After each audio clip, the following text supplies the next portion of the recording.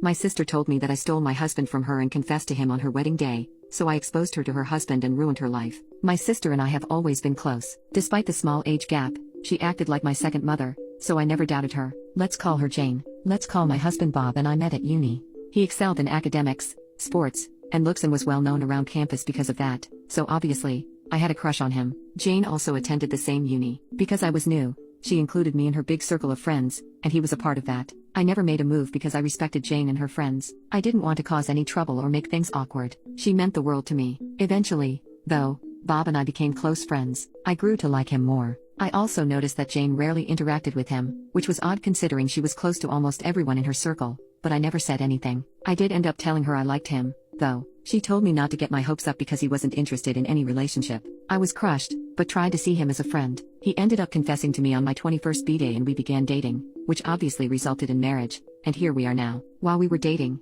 Jane started to distance herself from me. We talked about it when Bob and I first started dating, and I told her I'd break up with him if she weren't comfortable with it, considering he's her friend, but she rejected the idea. She hugged me and said she was happy for me, so I took her words for it. She still distanced herself, though. We'll call her husband, boyfriend at the time, Jim. He didn't attend uni, but his dad has a small construction business that he works at. Jim's a good man. He did everything for Jane, but due to our culture, women can't leave the family house until marriage, so Jane and I still lived with our parents then. So when Jim had saved enough money to buy a house, he proposed to Jane, and she said yes. Fast forward a year, and Bob proposed. I said yes. Until now, all Jane had done was distance herself from me, but when I sat my family down and told them the news, she cried. I thought she was crying from happiness until my mom told me I should have considered my sister's feelings before telling them. It was odd. It seemed like no one was happy. My mom took Jane to her room, but my dad stayed. He told me that Jane was having a hard time with Jim. I believed them. Since then, Jane distanced herself more from me. When I tried speaking to her,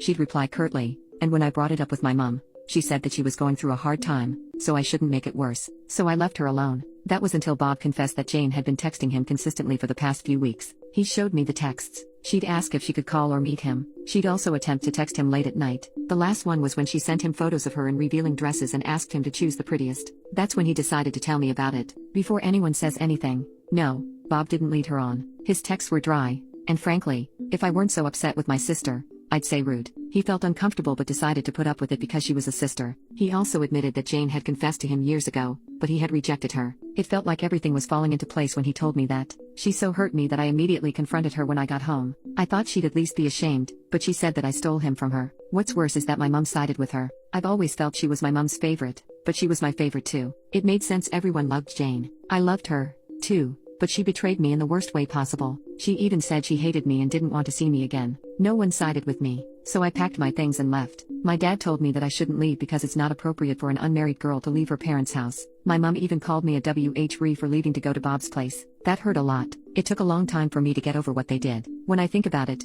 it still stings. Bob and I lived together before marriage. I also cut contact with my family, and Bob and I got married without inviting anyone from my side besides a few close relatives. It was a lovely wedding, by the way. But a week ago, my cousin told me Jane had her wedding. I guess she went ahead with it. Today, though, Bob showed me a message he got on Instagram from her. He hadn't seen it because it was in the requests section, but it dated a week ago. She confessed to him again and told him she'd make him happier than me if he gave her the chance to. I am upset, really upset. He screenshotted it, blocked her, and asked if it was okay to send it to Jim, but I said no. I don't know why. Jim deserves better, but I don't want to deal with her anymore. I can't take it. Update. Bob sent the message to Jim even when I told him not to. He also screen recorded the message to prove it came from her account, which I didn't know he did. At least one of us is smart. I won't go into too much detail, but Jim didn't reply until last night. He called Bob, and they had a long chat. When Jim confronted Jane, she tried to blame Bob for coming onto her. They fought, and she left to stay with our parents. I know many of you told me to send the screenshot to my parents.